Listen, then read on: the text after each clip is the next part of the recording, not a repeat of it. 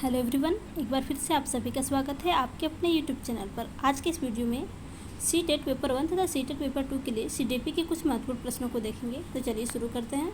आज की क्लास का पहला प्रश्न है, आपको बताना है कि प्रगतिशील शिक्षा का स्वरूप कैसा होता है। प्रगतिशील शिक्षा का स्वरूप कैसा होता है? ऑप्शन फर्स्ट, सीखने का स्वरूप सामाजिक होता है। ऑप्शन सेकेंड, पाठ्य पुस्तकें सीखने का एकमात्र स्रोत होती हैं। ऑप्शन थर्ड, बैठने की व्यवस्था पूरी तरह से तय होती है। ऑप्शन फोर्थ, पाठचर्या मानकीकृत होती है। तो प्रगतिशील शिक्षा में सीखने का स्वरूप सामाजिक होता है। आपका ऑप्शन फर्स्ट करेक्ट हो जाएगा। आपका जो ऑप्शन सेकेंड है, पाठ्य पुस्तकें सीखने का एकमात्र स्रोत होती है, तो केवल पाठ्य पुस्तकें ही सीखने का एकमात्र स्रोत नहीं होता है। आपका ऑप्शन थर्ड, बैठने की व्यवस्था पूरी तरह से तय होती है। नहीं, बिल्कुल नहीं। बैठने की व्यवस्था में लचीलापन होना चाहिए और पाठ्यचर्या जो है मानकीकृत नहीं होती है। पाठ्यचर्या में भी हमें लचीलापन रखना होता है। अगला प्रश्न है, राष्ट्रीय शिक्षा नीति 2020 के अनुसार मूल्यांकन का उद्देश्य किसकी जानकारी देता है? आपको बताना है राष्ट्रीय शिक्षा नीति 2020 के अनुसार मूल्यांकन का उद्देश्य किसकी जानकारी देता है। ऑप्शन फर्स्ट, विद्यार्थी को कक्षा में व कक्षा के बाहर कैसे सहायता प्रदान की जा सकती है। ऑप्शन सेकंड, विद्यार्थी को उसके सहपाठियों की तुलना में प्रदर्शन।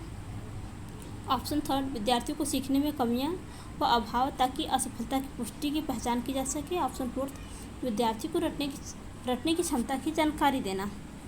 तो आपका जो करेक्ट ऑप्शन हो जाएगा, आपका ऑप्शन फर्स्ट ही करेक्ट हो जाएगा। विद्यार्थी को कक्षा में व कक्षा के बाहर कैसे सहायता प्रदान की जा सके, यह राष्ट्रीय शिक्षा नीति 2020 के अनुसार मूल्यांकन का उद्देश्य है। हमें कभी भी विद्यार्थियों में या उनके सहपाठियों में तुलना में प्रदर्शन नहीं करवाना है। रटन शिक्षा की ओर बच्चे को बिल्कुल भी अग्रसर नहीं करना है। हमें भी कभी बच्चों के सीखने में कमियां नहीं निकालनी है। तो आपका जो करेक्ट ऑप्शन हो जाएगा, आपका ऑप्शन फर्स्ट करेक्ट हो जाएगा। अगला प्रश्न है, निम्नलिखित में से प्रतिभावान विद्यार्थी की कौन सी विशेषता है? ऑप्शन फर्स्ट, धीमी समझ। नहीं। ऑप्शन सेकंड, जिज्ञासा की कमी। नहीं। ऑप्शन थर्ड, सोच में सटीकता की आवश्यकता। बिल्कुल, आपका ऑप्शन थर्ड करेक्ट हो जाएगा। अगला प्रश्न है, एक निर्दिष्ट लक्ष्य तक पहुंचने के लिए विद्यार्थी को उनके संज्ञानात्मक क्षमताओं पर चिंतन करने के लिए प्रोत्साहित करके एक शिक्षक निम्नलिखित में से किस विकास को सुगम बना रहा है? ऑप्शन फर्स्ट, घोषणात्मक ज्ञान। ऑप्शन सेकंड, प्रतिक्रियात्मक ज्ञान। ऑप्शन थर्ड, अधिसंज्ञान। ऑप्शन फोर्थ, रट कर याद करना। तो आपका जो करेक्ट ऑप्शन हो जाएगा, आपका ऑप्शन थर्ड, अधिसंज्ञान करेक्ट हो जाएगा। एक निर्दिष्ट लक्ष्य तक पहुंचाने के लिए विद्यार्थियों को उनके संज्ञानात्मक क्षमताओं यानी विद्यार्थियों को उनकी खुद की क्षमताओं पर चिंतन कराना ही अधिसंज्ञान होता है। तो आपका ऑप्शन थर्ड करेक्ट हो जाएगा। अगला प्रश्न है, निम्नलिखित में से कौन सा आंतरिक प्रेरणा का उदाहरण है? ऑप्शन फर्स्ट, माता पिता द्वारा दंड से बचने के लिए अध्ययन। ऑप्शन सेकेंड, एक गतिविधि में रुचि कारण अध्ययन। ऑप्शन थर्ड, शिक्षा की प्रशंसा प्राप्त करने के लिए अध्ययन। ऑप्शन फोर्थ, प्रतियोगिता जीतने के लिए अध्ययन। तो इसका जो आपका करेक्ट ऑप्शन हो जाएगा, आपका ऑप्शन सेकेंड करेक्ट हो जाएगा। एक गतिविधि में रुचि के कारण अध्ययन। आंतरिक प्रेरणा से तात्पर्य होता है कि बालक में किसी कार्य को लेकर जो रुचि होती है वही आंतरिक प्रेरणा होती है, न कि बालक किसी दंड से बचने के लिए या फिर प्रशंसा के लिए या फिर किसी पुरस्कार के लिए कार्य को करता है। तो आपका ऑप्शन सेकंड करेक्ट हो जाएगा। अगला प्रश्न है, अभिकथन ए, रूमी 18 महीने में 2 शब्दों का उच्चारण कर सकती थी, जबकि पूजा ने 24 महीने में ऐसा किया था, इसलिए पूजा का विकास पक्के तौर पर निलंबित है। कारण आर, विकासात्मक प्रतिमान बच्चों के लिए निर्धारित लक्ष्यों की उपलब्धि के लिए सटीक आयु की सही भविष्यवाणी करते हैं। तो आपको इसका सही विकल्प चुनना है। ऑप्शन फर्स्ट, ए और आर दोनों सही है। आर सही व्याख्या करता है ए की। अगला ऑप्शन है आपका, ए और आर दोनों सही है लेकिन आर सही व्याख्या नहीं करता है ए की। आपका थर्ड ऑप्शन है, ए सही है लेकिन आर गलत है। आपका फोर्थ ऑप्शन है, ए और आर दोनों गलत हैं। तो आपका ऑप्शन फोर्थ करेक्ट हो जाएगा, ए और आर दोनों गलत हैं। यानी आपका अभिकथन ए और कारण आर दोनों गलत हैं। तो आपका ऑप्शन फोर्थ करेक्ट हो जाएगा। अगला प्रश्न है, पियाजे के सिद्धांत में वह प्रक्रिया जिसमें एक बच्चा नए अनुभव को बोध करने के लिए अपनी स्कीमा को रूपांतरित और संशोधित करता है क्या कहलाती है? ऑप्शन फर्स्ट अनुकूलन, ऑप्शन सेकेंड समायोजन, ऑप्शन थर्ड संरक्षण, ऑप्शन फोर्थ केंद्रीकरण। तो आपका ऑप्शन सेकेंड समायोजन करेक्ट हो जाएगा। पियाजे के सिद्धांत में वह प्रक्रिया जिसमें एक बच्चा नए अनुभव का बोध करने के लिए अपनी स्कीमा को रूपांतरित और संशोधित करता है समायोजन कहलाता है। अगला प्रश्न है, उस तर्क की पहचान करें जो कोहलबर्ग के नैतिक विकास के सिद्धांत में सामाजिक अनुबंध अभिविन्यास के चरण को रेखांकित करता है। ऑप्शन फर्स्ट आदर्श पारस्परिकता की समझ है, ऑप्शन सेकेंड सामाजिक व्यवस्था सुनिश्चित करने के लिए नियम महत्वपूर्ण है, ऑप्शन थर्ड मानव उद्देश्यों को आगे बढ़ाने के लिए कानून और नियम लचीले उपकरण है, ऑप्शन फोर्थ विवेक के स्व चुने हुए नैतिक सिद्धांतों द्वारा ही सही कार्यवाही को परिभाषित किया गया है। तो इस प्रश्न का आपका जो करेक्ट ऑप्शन हो जाएगा, आपका ऑप्शन थर्ड करेक्ट हो जाएगा। मानव उद्देश्यों को आगे बढ़ाने के लिए कानून और नियम लचीले उपकरण हैं। अगला प्रश्न है, निम्नलिखित में से कौन सा विकल्प दी गई दिव्यांगता और संबंधित विद्यार्थियों के समावेशन हेतु यथोचित संयोजन रणनीति का सही युग्म है? निम्नलिखित में से कौन सा विकल्प दी गई दिव्यांगता और संबंधित विद्यार्थियों के समावेशन हेतु यथोचित संयोजन रणनीति का सही युग्म है? ऑप्शन फर्स्ट प्रतिभाशाली यानी आसान और बहुत ही सरल सामग्री देना, सेकेंड स्वाधीनता कक्षा की व्यवस्था को बार बार बदलते रहना, थर्ड पठन वैकल्पिक उत्तम चित्रों के आधार पर दंतकार्य देना, और आपका फोर्थ है वाकहानी यानी धैर्य दिखाना और प्रतिक्रिया देने के लिए पर्याप्त समय देना। तो इस प्रश्न का जो आपका करेक्ट ऑप्शन हो जाएगा, आपका ऑप्शन फोर्थ करेक्ट हो जाएगा। वाकहानी यानी धैर्य दिखाना और प्रतिक्रिया देने के लिए पर्याप्त समय देना, आपका ये जो युग्म है ये बिल्कुल करेक्ट है। जबकि प्रतिभाशाली विद्यार्थी को आसान कार्य देना, ये आपका जो युग्म है करेक्ट नहीं है। आपका सेकंड जो है स्वाधीनता यानी कक्षा की व्यवस्था को बार बार बदलते रहना, नहीं, स्वाधीनता में बच्चा एक ही कार्य को बार बार करता है। अगला प्रश्न है, प्रभावी अधिगम हेतु निर्देश के लिए प्रारंभिक बिंदु क्या होना चाहिए? प्रभावी अधिगम हेतु निर्देश के लिए प्रारंभिक बिंदु क्या होना चाहिए? ऑप्शन फर्स्ट असफलता का डर, ऑप्शन सेकेंड बच्चों का सामाजिक सांस्कृतिक परिप्रेक्ष्य, ऑप्शन थर्ड सफलता के लिए इनाम, ऑप्शन फोर्थ प्रतिस्पर्धात्मक की भावना।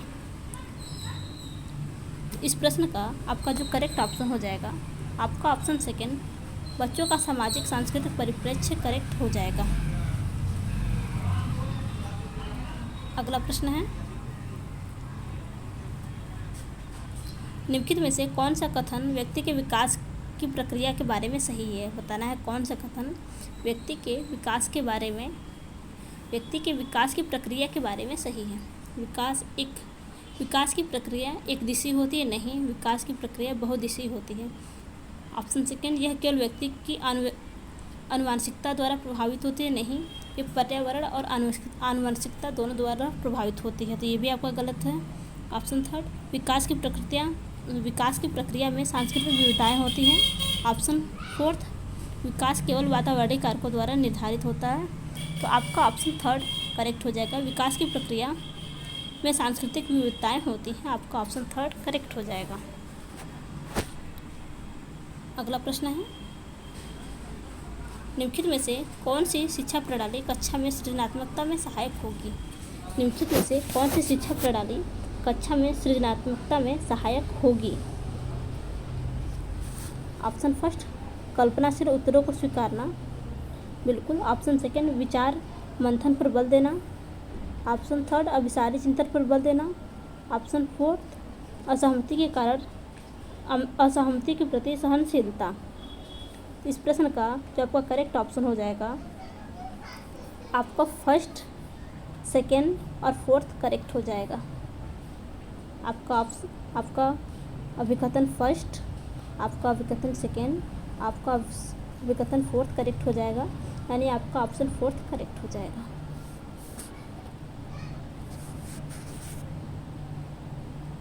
अगला प्रश्न है,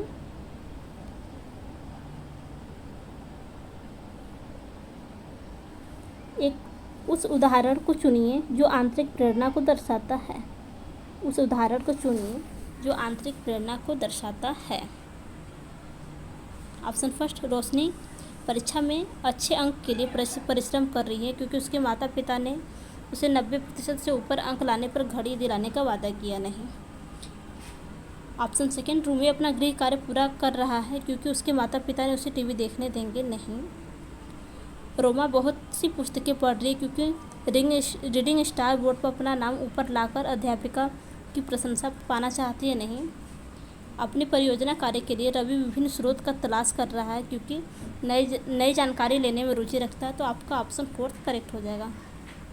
आपका यह आपका आंतरिक प्रेरणा के अंतर्गत आता है, जबकि आपके अन्य ऑप्शन नहीं आते, ये आपके बाह्य प्रेरणा के अंतर्गत आते हैं। तो आपका ऑप्शन 4 करेक्ट हो जाएगा।